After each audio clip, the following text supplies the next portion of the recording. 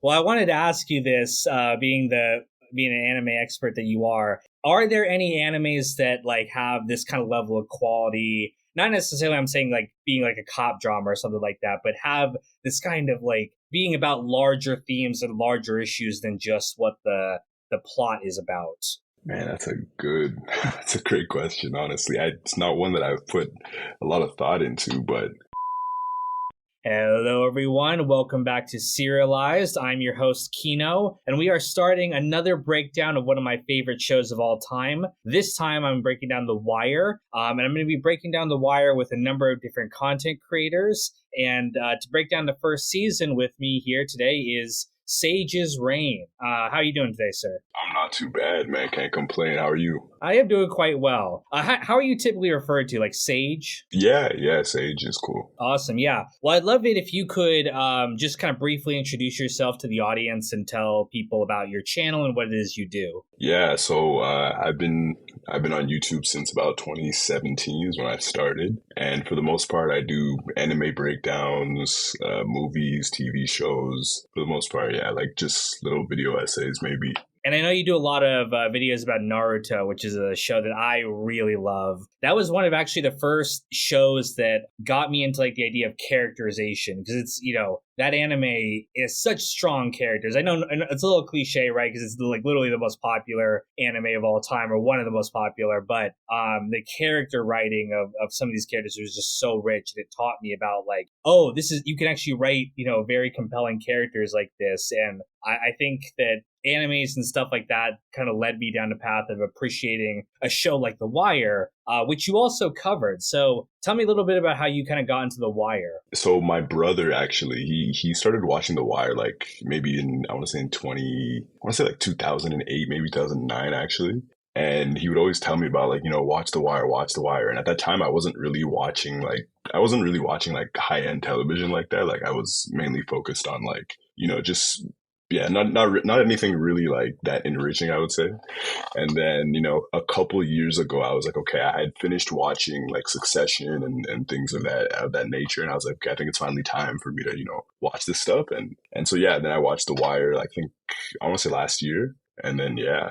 So that's how I got into it. Yeah, I mean, it's one of those shows that, people, it's an old show. It's been around for a while, and people always tell you like, oh man, this is like one of the greatest shows of all time. But it's also interesting how slow of a show it is too. Like we start out this first season and it doesn't really pop off immediately. We kind of open with a trial. We're not really sure who our main characters are. We're introduced to some people like McNulty and D'Angelo and Avon and all these guys, but it's not like a lot of other shows where you're immediately like, oh my God, something big and exciting is happening. It's kind of, no one seems to really care at the beginning that, there's this drug lord just operating and they're like, how do we get out of investigating him? It's a very interesting start to the show. So tell me a little bit about your thoughts when you first started watching the first season. I think like just to add on to your point about how it starts so slow, I think that's something also consistent with a lot of prestige television, like The Sopranos, like all these other shows. They do start off quite slow, and they're not afraid to take their time in building up the story and especially the world. And I think yeah, like when I first started watching it, I was like, these people are all like everything's all cool, but like why is it going so slow, and why am I supposed to care about anything that's going on, But I think in doing that, it kind of makes you feel, you kind of feel the city in that. You feel the same sentiment. Like, I don't care, and the people clearly don't care, but then there's this McNulty who's running around, and he clearly cares so much, and so all that's happening at the same time. Yeah, it's really, I mean, people have said this a million times, but the main character, it's not McNulty, it's not D'Angelo, it's Baltimore, right? It's like, it's a story about this city. And it's interesting. We don't really know that this first season, right? It's a very interesting show, but it could have just been like a cops versus drug dealers type show. And next season would have been continuing on with the Barksdales. But it's not really until we start getting into the later seasons that you realize like, oh, wait, no, we're going to change it up every season. We're going to go someplace different, introduce new characters, which, a lot of people at the beginning were like, what's going on here? Why are we not, continuing with the Barksdales? But I really think that's what sets this show apart and makes it not just like a cop drama, but it's like this sociological study of life in Baltimore, but kind of more generally life in America, and maybe you could even say the world. Yeah, like I think there was a quote that I had in my video of The Wire, and it was something along the lines of that The Wire is not a drama about like individuals; it's about institutions, and that's like it's like you said, as you go throughout the seasons, and you get to the later seasons, and they start to go through every single institution, and they start off with the drugs and the police, and then they go into the school, and then they go into like even the boats and the water, all that stuff, and you really get a sense of every single place in like, at all levels. Capitalism is touching every single institution, and it's poisoning every single institution, and the people are the ones who are they're getting hurt by it. I love the metaphor they do of the game, which obviously in the context of the drug dealers, it's about, the drug dealing game. But I love in episode 3, I believe it is, when D'Angelo is explaining chess to them. And we really start to understand that like this metaphor does not just apply to these, drug dealers. Every person in Baltimore we see, like the police, the politicians, the schools, they're all a part of this game. And that game really is capitalism, or power in general. It's about me doing what's best for me rather than actually, getting the job done, doing what's best for society. Yeah. I was actually so in anticipation of this. I rewatched just the first season, and I remember seeing that chess scene, and I was like, yeah, like this is such a perfect like encapsulation.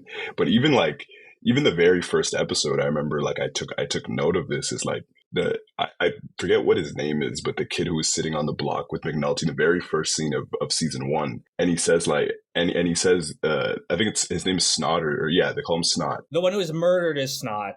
He's his friend talking about it. Yeah, I know what you're talking about. Exactly. And he's like, and Snot comes and I think he steals money every time they play the game, and then McNulty asks him like, why do you keep on letting him play the game? And he says, this is America. Like everybody has to play, And I thought that was such a poignant like first scene and such a poignant first line. And it's great too because they don't follow up with that specific case, right? I think like McNulty has a line later where he's like, oh, we caught the guy or whatever. But it's, again, a lot of other shows would, you start off with like the big murder case that we're going to investigate. But no, this is just another statistic in Baltimore, right? Another guy who's just killed. And, he solves it because McNulty's a great cop, but no one really cares. Like the city doesn't, the infrastructure of the city doesn't care about these people's lives. It's just about their stats and seizing drugs and all the other, bullshit to say, hey, we did a good job here. They don't even want to like investigate the Barksdales. They're like, what is this? Yeah, I think that was like the most eye-opening in rewatching, like how much that no cop and nobody really wanted to touch any part of this case, and how hard they were trying to like get it pushed off or get it moved along, or especially Burrell and Rawls and all those guys all together. Like when it came to the drugs and when it came to actually stopping people, like nobody wanted any part of it. And what's so brilliant about that too, and this is touching a little bit on the later seasons, is we come to understand why that is, right? At first we're like, oh, Burrell, what a shitty cop. Why is he like this? And Rawls too, why are they like this? But we kind of see the like, oh, the mayor's leaning on them to be like, get the crime. I don't care how you do it, just get the stats lower. And even a guy like Carcetti, who kind of comes in as like hey, I'm a crusader. I'm going to change the city for the better. He sells them out too when he needs to become the governor. So I love how again, it goes beyond just being like, oh, good cops versus bad cops versus drug dealers. It's like, no, there's real political reasons why this is the reality for, so much of society. Yeah, I think in that, like saying mentioning Carcetti and how everybody at a certain point they get kind of corrupted by the institutions, and it just shows you it just tells you like how unfortunate it all is, because it's at the end of the day it's a trickle down effect, right? So everybody's going to get touched by it at a certain point, and some people have the bravery and the gall to try and thwart these institutions and try and topple them, but at the end of the day, like I think it's David Simon, like he says, this is a show about gods, and people are not able to meddle with the gods. Like it's not going to happen. Burrell even has that line in season 3. I think he says, the gods will not, it's Baltimore, gentlemen, the gods will not save you. So definitely a great line there. But it's interesting that even, McNulty, who is kind of our lead character through most of the show and the guy pushing forward this investigation, he's a good investigator and all that kind of stuff. But what's driving him too is not necessarily even the desire to do good. Like he wants to do good for sure, but it's also about like, hey, I'm trying to prove I'm the smartest guy in the room here. He's got this kind of rivalry with Stringer where they both kind of think they're smarter than they are, and it becomes a game to him too about like, and it's so interesting where he ends up at the end of the season where he's burned so many bridges, gotten so many people in trouble here, and finally he's ending up in the one spot he didn't want to end up, which is a very, very heartbreaking moment for him. Yeah, I think like yeah, even you even get that sense. I think McNulty is like he's our one quote unquote like good guy and the one who actually you can tell he's more he moves more towards doing things for the right reasons, but he does have that complex like you mentioned, and along with Stringer. And I think watching like seeing his reaction to Kima getting shot and his guilt towards that, you really see that. And it's just unfortunate that even like I think not unfortunate, but it's interesting that every single character, no matter who it is, whether it's Omar, whether it's Stringer, Avon, McNulty, like they all have their flaws and their vices, and I think that's what makes these characters feel really real. It's great you brought up Kima too because episode 10, the cost, when she gets shot, I feel like that's really where the season starts to go like, oh, I'm really into this now. It's been slow build up. It's surprising it takes 10 episodes. Again, a lot of other shows would be like, we got to move this up quicker, we got to get the drama going, but it's not really till close to the end of the season where you're like, okay, look, I'm all in now. We want to get her killers, or not killers, but the guys who shot her. And I think originally they were planning on her not making it, dying at the end of the season. But I'm glad they kept her in because she becomes such a rich character in her own right, kind of following McNulty's lead and like putting her job above like any sort of personal relationship she has. Yeah, that's interesting. I didn't know that that she was initially meant to die at the end of the first season, but yeah, I think her story at in the later season it's very interesting, and I think it like you said it really mirrors McNulty. And there's not a lot of people in the show that do put their job above everything else, and at the same time, I think those people who do, you see the sacrifices that they have to make in order to put the job above everything else, and you kind of you get to understand why so many cops don't do that. Yeah, I mean, again, they all pay a professional price for doing the right thing, like investigating. Like they get like Lester, he gets sent to the pawn shop unit for 20 years because he did the right thing, and he's only just getting out of it now. So again, it's such a sharp critique of like bureaucracy that like, and we see this a lot too, in like corporations and stuff where people they want to do the right thing, they want to do right by the customers, but ultimately what the bosses care about at the end of the day is like profit or numbers. Like I'm trying to get a promotion here. So that definitely mirrors more than just the police department. It mirrors almost all of society. That's a great point. Yeah. Now let's talk a little bit about the other side here. The Barksdale side. So we're introduced to D'Angelo, who is the nephew of the boss. He's kind of hot headed. He's made a bunch of mistakes here, and he gets sent down to the pit where he's it's like a punishment. So where he's got to earn his way back up, and he's introduced to guys like Bodie, guys like Wallace, and he's I love what the show does where it kind of parallels the drug dealers with the cops. You would naturally assume, oh, these guys are complete opposites, right? One's on one side of the law, one's on the other. But the same exact thing that the drug dealers are dealing with, like bureaucracy, layers of power, nepotism, all this stuff, the cops are also dealing with that too. So it's like they're perfect mirrors for each other. Yeah, I think that's a good point. And you see it a lot with like how some of the reactions towards D'Angelo getting his spot. I mean, getting a spot in the pit, and how the cops treat kind of Prez in that situation. And there's kind of like that, like you said, a lot of nepotism, a lot of interesting things going on, interesting dialogues going on over there. And he's a really interesting character too because he, when he's first introduced, he puts on this kind of front where he's like hot headed, he's trying to be a gangster or whatever. But as we kind of go through the season, we start to see that like, oh, this kid, he's not really made for this kind of life. He's not comfortable with like just killing someone to, silence them or whatever, like someone like Stringer will do with Wallace. And, he takes a real interest in that kid and tries to protect him from the life. But man, that scene when he's in prison and he's like, where's Wallace? Where's Wallace? It's just one of the most powerful moments of this season. Yeah, it's funny that you mentioned. I just watched that today, actually, so it's super fresh in my brain. And but I think the point I want to touch on is how he puts up that front, and I think a lot of we can touch upon like a lot of different points, but at the end of the day, I think masculinity plays an interesting role in this series as well, because yeah, like you said, D has to put on this front to these other guys in the pit that he's hard, he does all of these things, and in episode 4, like I remember he walks towards the pin. He sees Bodhi and Poot over there, and then they're all joking about D and about how he is. And then he asks him, like, yeah, have you ever caught a body? Like, do you know what that's like? Like, do you like just to kind of reinforce his status that like he's still a man in the sphere of other men and other boys. Like he still has to kind of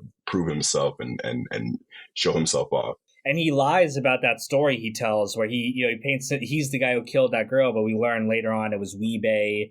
And again, he's just there's a lot of characters like this, guys like Naaman in season 4 or Wallace here, where even though they're born into this kind of life, they're not necessarily this wouldn't be the direction they would go if they had other options, right? Like there's a lot of sweet kids, smart kids who we see in season 4 get pushed into this kind of life by circumstances that they can't control. So it's really heartbreaking, and that's a trend we would see kind of throughout the show. Yeah, yeah, and you mentioned Naaman and all of those kids, and it's also with Wallace. With Wallace, it's that's our first exposure to that, right? And we don't really like see too much of his backstory and his like his family life, but we do know that his mother's an alcoholic, and we know his grandma lives God knows where, super far out in the country, right? And so like, and I think the most eye opening thing I'll always remember it is that I think it's episode 3 or 4 when Omar's boyfriend gets killed, and we see the shot of like Wallace's this house or his spot, and we see all of the different like all the kids who live there and how just messy and unorganized and just how crazy it is in there, and you kind of just stop for a moment and think like how is a kid who lives in these circumstances, how is he expected to be anything other than his surroundings? Like he can't even imagine a life outside of, what I'm saying? Wallace is feeding, kids juice and chips for breakfast, lunch, and dinner. Like this is just a crazy way to live, you know what I mean? So Absolutely, and it's so interesting. One of those kids who I think are his younger brothers and sisters, he's helping them with their schoolwork, and they can't really understand the problem as it's presented. But when he presents it in the terms of their life, they immediately get it. So again, we understand these kids are not stupid. It's just their life experiences or haven't trained them how to deal with this world. They just train them how to deal with the drug dealer world. So yeah, Wallace's story is so heartbreaking, and talking about kind of like pumping yourself up when Bodhi is eventually tasked by Stringer to take him out. He kind of has to pump himself up to do it too. He doesn't. You can tell in his heart he doesn't want to do it, but he's like, stand up like a man. Take it like a man. Like he's trying to convince himself it's okay. But obviously that's a dark turn that his character takes as well. yeah, like at the end of the day, like we mentioned earlier, we in this story we see everybody has a price to pay, and for Bodhi and for Poot, in order for them to move up, in order for them to solidify themselves as players in the game, as in order to solidify themselves as men in that game, they have to do the deed, right? And we just see that over and over and over again in the series. And I love how later on in season 4, Bodhi's complaining about Marlowe just killing, one of their friends. And I love how Poot kind of calls him out and is like, how is this different than what we did to Wallace? And he's like, no, it's different. Stringer ordered us. We had to do what we had to do. And he's like, well, Marlowe ordered, these guys to do it. So it's again, I love that, Poot is a very interesting character, right? He starts out this like, he's the clown of the group. Like everyone's like making fun of him. They slap the phone out of his hand or whatever. But he ends up being a very wise character, which he later on he walks away from the game. Goes to work at a Payless, and it's like I can't do this anymore, man. I'm gonna get killed out here. So again, it's a lot of times the characters we count out and we're like, oh, they're just jokes. They end up being some of like the smartest and most intelligent characters in the series. Yeah, yeah, I think, yeah, even just thinking about Putin and how he was the one who ended up shooting Wallace a couple more bullets into him after the first initial shot, and again to see him change into the person that he is at the end of the series, like not a lot of nobody basically makes it out of the game technically, like in the show, but he's one of the rare people who actually made it out, and props to him.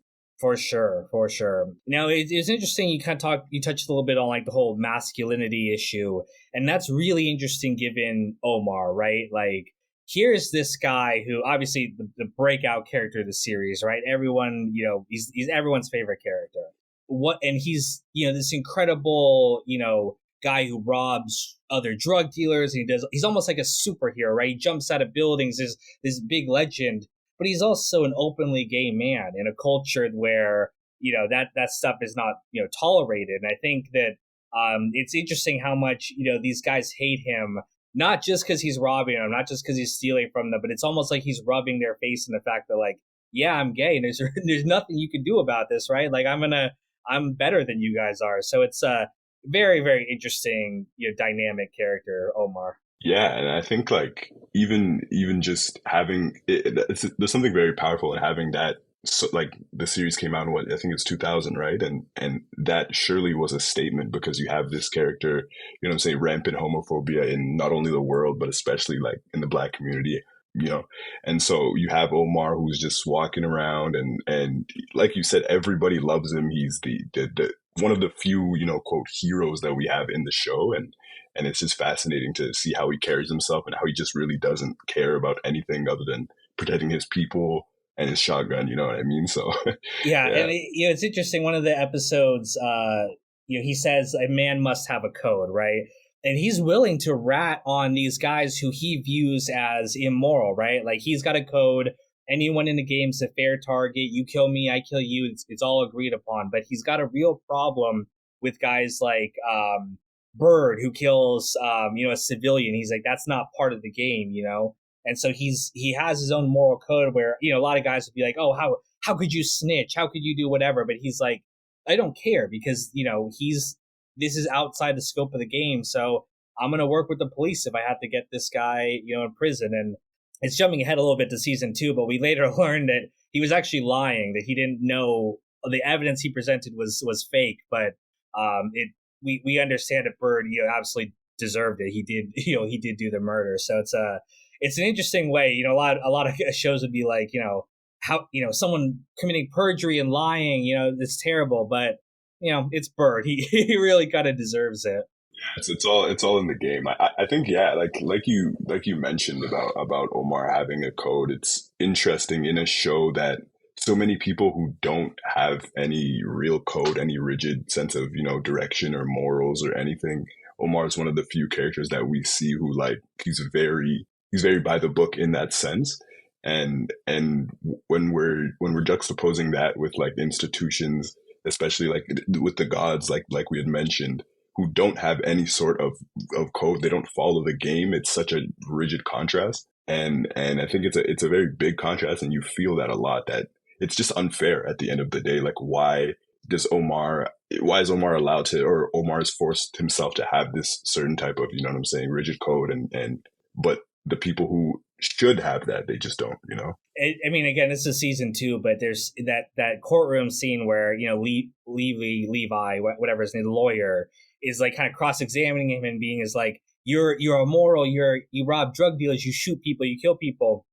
And Omar calls him out, and he's like, well, you take their money too, right? Your clients are drug dealers. You get their money the same way I do. I just use the shotgun, you use the briefcase, but we're exactly the same. So again, I love those parallels the story sets up, where all these institutions, even though they seem completely opposite sides of the law, they operate in the exact same way a lot of the times. And it's like they said, all the pieces matter. It's all connected. It's all part of one larger story. And that is really the thing that sets The Wire apart from any other show. It's not even about the characters that much. It's about the institutions and the themes they represent. Baltimore is so alive in this show, and you feel it every single season. You feel the different aspects of it, and I think that's one thing that like it just does so well. That sense of world building, and it kind of reminds me of like kind of like an anime or like a cartoon in that sense, in that it's the world building is so rich and it's so good and it's so quality that yeah, not there are not many shows that can really compare with how well built and how well made the world is. Well, I wanted to ask you this, being an anime expert that you are. Are there any animes that like have this kind of level of quality? Not necessarily, I'm saying like being like a cop drama or something like that, but have this kind of like being about larger themes and larger issues than just what the plot is about. Man, that's a good, that's a great question. Honestly, it's not one that I've put a lot of thought into, but trying to think off the top of my head, I honestly one that I haven't watched, but that I hear that the world building is incredible is One Piece. I hear that it has a similar idea of like the story is so wide spanning and they touch on so many different things, but it's super well made. Yeah, I hear a lot about that. I think one thing, or one show that comes to my head, Full Metal Alchemist. I Oh, a think they great one. deal yeah, I think they deal with a lot of different elements, a lot of different Yeah. themes. That's not just like the plot of the Yeah. save the world plot kind of. Yes. And yeah, they touch upon. I think one thing that Fullmetal does really well is that like they touch upon not only what's going to happen and save the world, but it's also like the consequences of what they've done in the past and trying to fix the harms that they've done, especially with the war and all of those things. So yeah, I would say Full Metal Alchemist. And personal bias, I would say Hunter x Hunter, just because I love it so much. Like yeah, it's just so well done, so well made. So yeah. Yeah, I've seen Full Metal Alchemist, and I definitely agree with you. It's got that kind of vibe where you're starting off with one kind of story, and then as you go on, you realize that there's so much more bigger issues here. I'd say even something like Naruto has that to an extent, right? It's like it starts out about being this little fox kid who just wants to be a ninja, but then we're actually dealing with like much bigger themes here. But as the series goes on, Yeah, I would say Naruto too as well. Yeah, like it definitely the fact that the world is so big and there are so many different players and so many different pieces involved that do ultimately end up all mattering. I think that it shares a lot of similarities with The Wire, I would say. absolutely. I mean, there's a lot of again shows like this that have are just critically acclaimed. Like you talked a little bit about earlier about Sopranos, which obviously that show is so important to me as a content creator. But yeah, I just think The Wire. It's interesting. The Wire never really got the respect I think it deserves. It was always this underrated show. They were always kind of debating like, oh, are we going to cancel it? Are we going to continue on with it? And as they went on, they sort of gave the show less episodes each season as it went on. But it's interesting looking back now, where it's like now that we have the whole picture, fans and critics alike can agree that like, man, this was such innovative television. Like we talked about before, no one had done something like this. There had been character dramas and stuff like that before, but a show that was about like themes and changed it up every season. This was even before anthology shows kind of really became mainstream. So incredibly innovative from Ed Burns and David Simon. They knocked it out of the park. Yeah, no, for sure. Like I just that idea of every single season being about something completely different. I remember watching season 2 and that whiplash of like, oh, what happened to, the pit and everything I'm so accustomed to. And I think like, at first view, it's probably not like the thing that you want to see the most, but once you get the full picture, you're so appreciative of how well that transition was and how important it fits into the story. Well, let me ask you, what is your favorite season of the show? That's a good question. I think I gotta say season 4. Yeah, for sure. Me Yeah, I too. gotta say season 4. I mean, that's such a good season.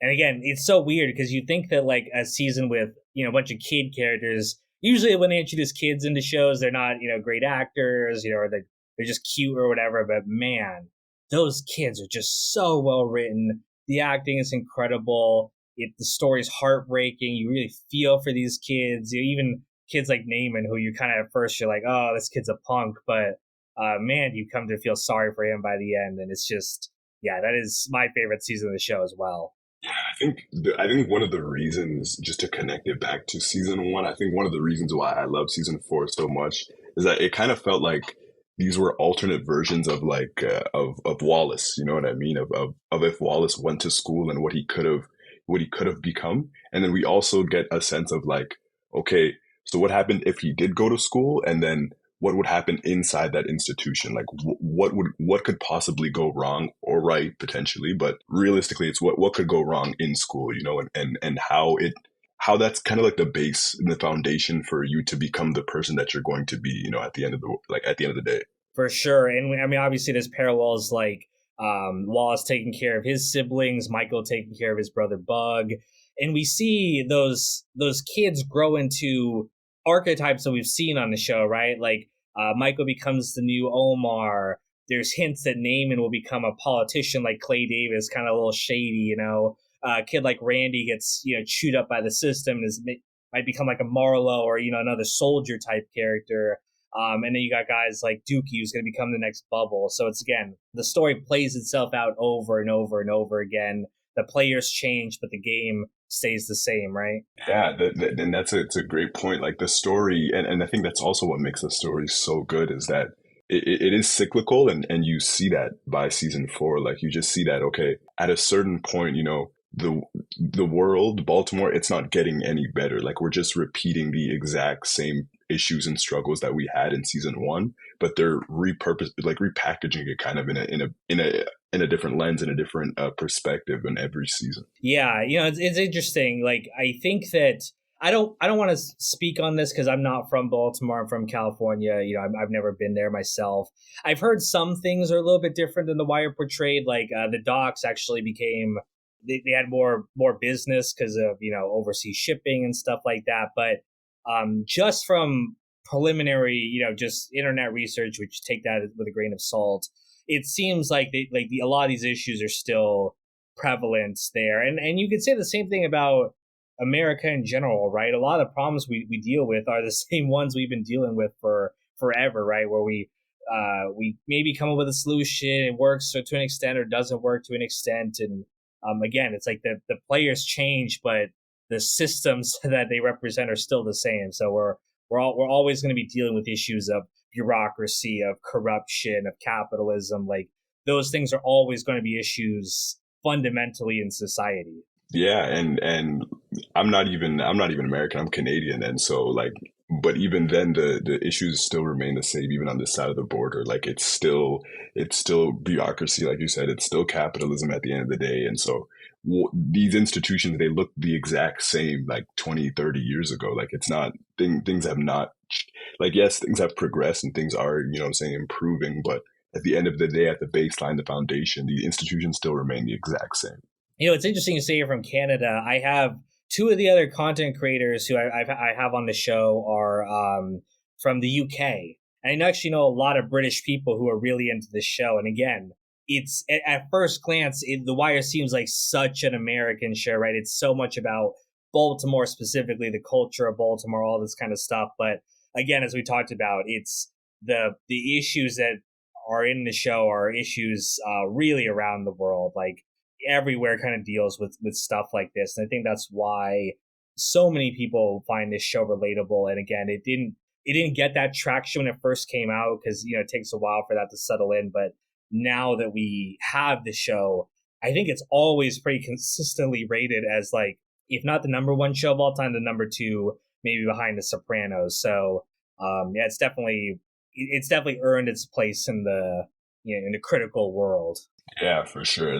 Yeah, when I ended this series, I knew immediately. To be honest, after watching season one, I was like, yeah, like I just know, I understand now why everybody has this show in such high regard and such critical acclaim, because there's just not many shows that just operate in the way that they do and think in the way that they do, and so that's such a, like, it's just incredible.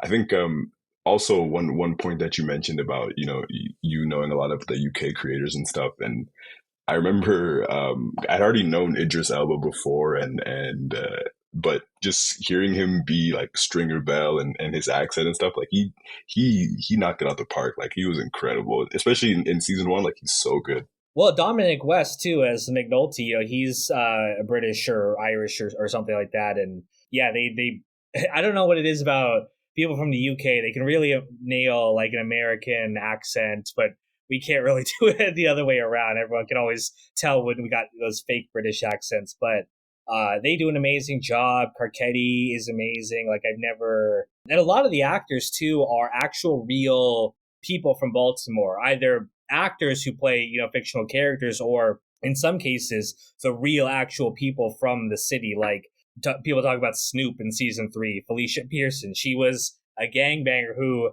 Michael K. Williams just brought on a set one day, and they're like, put her in the show.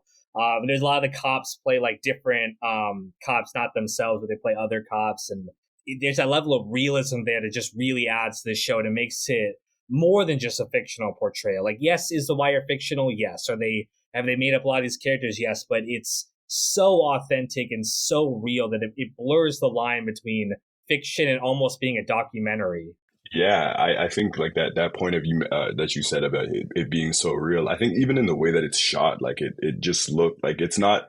I think they remove a lot of the kind of the cleanliness of shows that shows usually have. And like when you look at just random scenes in especially in season 1, since I just watched it, like the ground is just littered with like there's just garbage all the time, and it just feels so real and so like so authentic. The way that they speak, the jokes that they make, like I was telling my brother the other day, like just watching season 1 and listening to them speak, I'm like, yeah, this is the way me and my friends talk. Like it's so free flowing. The dialogue is it's so accurate. It's so real. I'm like, yeah, like it's perfect. Like it's excellent.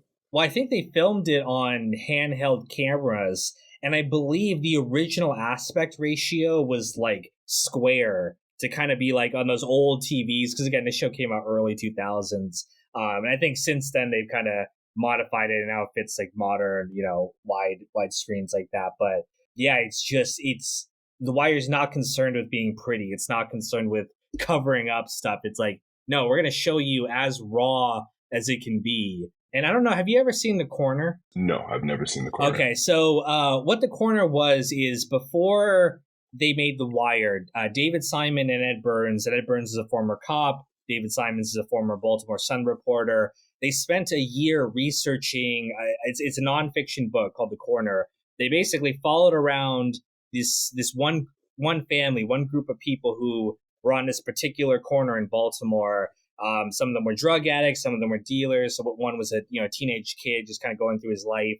They eventually made a mini series. It's actually available on YouTube, I believe, but it's really like a predecessor to The Wire. And some of the actors in that mini series would go on to play characters in The Wire too. So again, nonfiction, but a lot of that stuff ended up being the real DNA that we would see, later on in the show. That's cool, man. I'm gonna check. You said it's The Corner? The Corner, yes. It's okay. Yeah, I believe it's on YouTube. I'll message it to you later, but yeah, really great book. I've got it behind me right there. Incredible book, and again, David Simon and Ed Burns are so committed to realism. One of the things that also they got their partnership together was David Simon spent a year with the police department following them around on cases, kind of like Carcetti does in season 3, just learning about the thing. And he wrote a book called Homicide, which would later be adapted to that the NBC show Homicide: Life on the Street. So yeah, so that's again, these guys have been doing this kind of like expert research where we're going to take a whole year to really study this subject matter, and that just lends to the authenticity so much. Yeah, you can even hear it in like some of like the verbiage. Like I remember I was listening to it and they were talking to like they were just speaking all these legal terms, and I'm here like I have no background in law or anything, and I'm just listening to this stuff. I'm like, there's no way that this can be written by somebody who doesn't have a level of like that's somebody who hasn't been inside that field and who knows about that world. And I knew that David Simon like did a lot of his research, and I knew that he was a reporter before then, and but yeah, it just goes to show how invested and how, just like you said, authentic and real it is. It's funny, those books, they come with a little glossary section to kind of explain what the terms are. And I know that a lot of people, when they watch The Wire for the first time, if you're not from that environment, you're not familiar with the slang terms, people are like, juking the stats. What the hell does that mean? And so again, I think they even produced like a little guide on like HBO.com to be like, here's what the terms mean in case you find it a little hard to follow. And again, a lot of other shows might have been like, we'll have a character kind of explain to you and walk you through, and maybe for some of the stuff they do, but a lot of times they're just like, hey, this is the world, you're along for the ride, you'll pick it up as you go. And by the end of the series, you kind of know what all their lingo is, Yeah, you end up fluent in Baltimore knees. But no, I think the point that you mentioned about how the show just doesn't hold your hand, I think that's also what lends to its like it's such its quality in that it kind of just throws you into things and things kind of just happen and they expect you to just make the connections and decipher and infer like what's going on and who's involved and all of these things because at the end of the day, I think that's how you should treat your audience, right? And with a level of respect and expectation, which makes the show again so good. Absolutely. We should talk a little bit about Avon and Stringer this season. So it's interesting. We have a little bit of distance from them compared to some like later season, like season 2 and 3 in particular. We really follow them closely versus this season. We're kind of really following D'Angelo, and we see them kind of from his perspective. But man, even in this first season, we get some hints about who these guys are, like Stringer Bell ordering the death of Wallace just because, right? Just because on the off chance, he might rat, and we would see him do stuff like that. Like he's a very cold, calculating person, and we don't see the conflict between Avon and Stringer this season, but obviously that's going to be a big part later on, and we're kind of getting some little hints about like, oh, these guys kind of operate on two different wavelengths here. Yeah, I think throughout the whole of this season, like I don't like Avon for as quote evil as he is, like there is a base level of humanity that you see with him and a level of warmth. I think, especially when it comes to D'Angelo, I think when it comes to he's kind in that sense, and he's not as cold. But like when you get to Stringer, it's you kind of see that you see the Marlowe in him. Not to jump to like the later seasons, but you see that level of he's very calculated. Like you said, he's very cold. Like he doesn't. I don't think he makes one joke throughout the whole like season. Versus like Avon, who's what I'm saying, he'll play basketball and he'll go out to the basketball tournament and he'll make jokes with Prop Joe and things like that. But Stringer, he just doesn't. He's very by the book. He's very cold. He's very methodical, and their juxtaposition is very interesting. Absolutely. It's interesting. We talked about before about Omar having a code. Avon's very similar, right? Where he's got his own kind of moral code. It's, family is, very important to him. He's got some codes of honor, like, you can't do certain things. Even in a basketball game, they're like, he yells at the referee, but, even they say like, nothing's going to happen because of a ball game. So again, we're getting some sense about this guy that he's, ruthless to an extent. He'll kill people if he's got to, but there's a core of humanity there. And I love his line, all you have to do is be a little slow, a little late. And he's got such a wisdom about the reality of their lives. Like guys like Stringer, they kind of have this delusional idea that they can kind of escape their reality. Like we can go legitimate, we can become businessmen. Avon really understands that like, hey, this is probably going to end badly, right? You're probably going to get shot. You're probably going to get killed. And that's just the reality that we face here. And I've always really appreciated that kind of introspection he has, that like he accepts the reality for what it is, but he's gonna just live his life on his own terms. Yeah, that's a really good point. And like you said, that line that he said, yeah, you only have to be a little slow, a little late one time, and that's ultimately what ends up doing him in, right? Like, and it was not just him, but we see that especially in season 1 with D'Angelo. That one little mistake about sending him off by himself, in that one little car with the package in the trunk, like that's all they needed, right, for this whole thing to begin. And yeah, it's also another very good point about Stringer having that sense of delusion. Like he always believed that he was bigger than the institution, he was bigger than the gods. He thought that he could climb Mount Olympus, but it's never going to happen at the end of the day. No, not at all. And we see that even with the cops here this season too. So we got, guys like Daniels who, at first we're not really sure what to think of a guy like that. And he, over the course of the seasons, grows and like actually decides to stop playing politics and do the right thing, especially after Keem is shot. But again, even he can't escape the institutions, right? He's punished just like McNulty is. A lot of these guys are reassigned. But I do really appreciate that journey there where he tries to instill in some of these guys like Herc and Carver, who are, the young knuckleheaded cops. They steal that money. And then he's like, let me tell you about my experience here and the kind of bad decisions that led me here. I don't want you to make the same mistake. And we would see Carver not quite get that lesson this season, but eventually, in season 3 and 4, that lesson would finally kind of go into place, and he'd become a really good cop by the end of the show. So all these cops just have such a great storyline where some of them go down the wrong path, some of them go down the right path, but they all have very interesting journeys. Yeah, yeah. Daniels is so. I feel like he's so polarizing, like early on in the series, because you just like you said, you can't get a read on him. Like you just don't know what angle he's trying to get at. You don't know if he's on the on the side of the Burrells and the Rawls, and if he's just so focused on getting to that next step or getting to that next title, or whether it's major or whatever that is. And later on you see him kind of takes on a little bit of McNulty, his personality a little bit. He becomes a little more volatile, a little more erratic, but at the end of the day all for a good purpose and for a good cause. And like you said, like he does have a big role in shaping a lot of people's future, whether he wanted to or not, right? For sure, and it's this is jumping all the way to season 5, but it's so sad that he eventually does get put into the right position to do the right thing, right, to clean up the department, do all this stuff by a guy who, like Carcetti, who wanted him to do that. He was his champion, and then what does he do right when he gets there? He's like, all right, start juking the stats for me. Like, I need this political win. And again, it's like we talked about. It's a little bit like you talked about in your video, right? It's like no one wins, right? Like no one truly escapes this. The system is the system, and some guys get lucky, some guys get to walk away, but ultimately the system ain't gonna change. That's just how the game goes in The Wire, unfortunately. Yeah. Well, we're almost out of time here. Were there any other kind of final thoughts you wanted to share about the Wire? Let me see here. I got a couple notes that I had taken when I was watching Oh, nice, you're the prepared. season.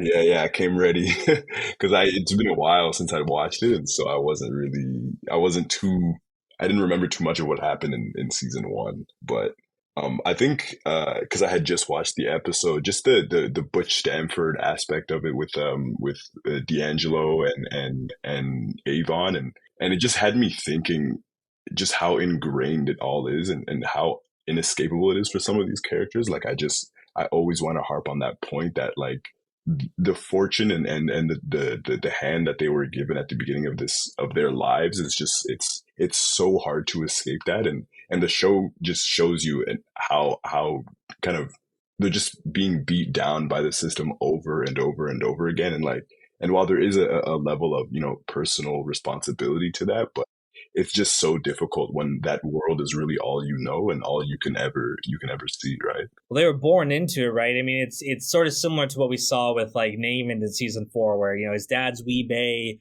his mom is pushing him to be in the game, just like D'Angelo's mother talked him out of going into witness protection. She kind of inadvertently killed her son because again, that's just the life they were born into, right? Where it's sort of similar to The Sopranos, right? You're born into this shit, right? It's just the reality. So yeah, great parallels there between those characters. Yeah, and then again jumping to later seasons, and then I just remember Dookie asking, I think he asked Cuddy, and he was like, how do I get from here to the rest of the world? And it's like it's the contrast and the separation between where they are and where the quote rest of the world is. For them it feels like a ladder to heaven. Like it's so far away and it's so out of reach that it's just so unfortunate. Like it's tough. It's hard to watch. Okay, you brought up something. I know this is season 4 or 5. I think it's season 5 actually. But one thing that's really bugged me about that scene with Cuddy and Dookie, where Dookie goes to him to try to kind of learn boxing a little bit, and then Cuddy's like, "Hey, you're not really cut out for this." And then it's part of that journey he goes on where he tries all this, like he tries to get a normal job. They don't want him, and that's what ultimately leads him down to the path of drugs. And I'm like, come on, man. He absolutely could have learned boxing. Anyone could train. Like I train Muay Thai. I'm not any good at it either, but you could just train, right? You could train. You could have Yeah. taken him under his wing. There's no like, oh, you just don't have the body for this or something. Like that's bullshit. Like, will you become a world champion? No, but I feel like he could have given him a little more guidance. But I get that was part of the theme of his journey, where he's been rejected by every, avenue he's tried to get out of it, and the last thing that's left is drugs. And we can kind of understand that's probably how Bubbles got into it too. Yeah, I think it's how so many people get into it. I know a couple people in my life that got into it that way, where it's just like they just can't stick anywhere. Like they haven't found, places or even people that give them the chance and the opportunity. And I think what's so interesting about that fourth season is that like Naaman is the one kid who gets picked by Bunny Colvin. He's the one kid who got a chance, right? Like nobody else, like unfortunately nobody else got that chance, and nobody else is as quote lucky as he is. And it's funny it happens to him of all characters because he's the rich kid of the neighborhood, right? He's as far as like children on the corner, he's the rich kid. His dad made all this money from the Barksdales. He's got jerseys, he's got whatever, and he's a punk. We come to like him. We come to understand why he is the way he is. But yeah, it's like heartbreaking that the good boys like Dookie or Randy, who are so sweet, they don't get the break, but it's Naaman gets it, which good for him though too. I'm glad he didn't end up in a dead basically. It's the way the game goes. I was just looking at my notes here. I think Bodhi was also similar. I didn't even remember, but earlier on they showed like I think they went to his house and they saw that his mother is a drug addict and his sister had just passed away, and like he doesn't like the reason why Bodhi is such an angry character is because he has nowhere to aim all of that grief and that anger, you know what I mean? And so he pushes it out onto the street and onto everybody else. Yeah, got Bodhi. It's played kind of for laughs this season, where he gets like constantly beat down by the police. They even like they beat him up and then they bring him to the station and they can't like arrest him for a little while because I don't know why, but so they play pool together, and it's like it's meant to be very humorous, but you're like, man, they just beat this fucking kid down here. Like he do some bad stuff, sure, but does he deserve all of that? No. And ultimately the path that he kind of gets sent on, right, it ends up costing him his life too. Yeah, I think that's an interesting also like segment to the show. Like there is a lot of police brutality in the show, Oh, sure. and it happens to unfortunately it's going to happen to all these little black kids. Like it's a reality that they've chosen to take and that they've chosen to portray. And I think that's also another interesting point that you could even go on about as well. Like they've just hit all so many different angles and so many different realities, and it's scarily authentic. It's so interesting, right? I've heard some people accuse The Wire of being propaganda, right? Because it tends to portray the cops as the good guys. Are there incompetent ones or evil? Yeah, but there's kind of this sense that like the police are ultimately a good force, and it's just a matter of like getting the good cops in the room, and then they'll take care of everything. But it's so funny. There's that scene when they go into the pit, and Bodhi ends up pushing a cop, and they start beating on his ass, and then Kima runs like she's running straight, and you think they're like, oh, she's running to break it up, and then she starts wailing on him too. And again, it's kind of played for laughs, but we see so many instances of that. Like Presbeluski takes a kid's eye out, and he sort of gets a happy ending too later. Like, obviously, does he lose his job? Yeah, eventually, but he finds a meaning with being a teacher, and the kids all love him. And again, a lot of this behavior that the cops engage in is never really punished. Are there guys like McNulty who end up losing their job? Yeah, but it's more so for like breaking the rules rather than the brutality that they display throughout a lot of the show. Yeah, that's very true. Yeah, I have heard the critique about it being propaganda, and I definitely see the arguments for and against. To me, it's like when I watch the show, it's like, man, I would not want to be. I like it doesn't make me want to like say I don't really sympathize that much with the cops in the show because it really does seem like a terrible life. Like they don't like especially when you see McNulty change over the course of the series, like when he's a homicide detective, like he's miserable and his home life is horrendous, versus when he's a beat cop, life is a lot better and it's a lot more smooth. But like even then, when his life is smooth and it's going well, he's kind of has like a blind eye towards everything that's going on with Stringer and with Avon, but his heart wants to do good, and once he pushes himself back into that world, life changes again for him. And so, yeah. I think that, the show is not trying to be propaganda. It's just trying to be realistic.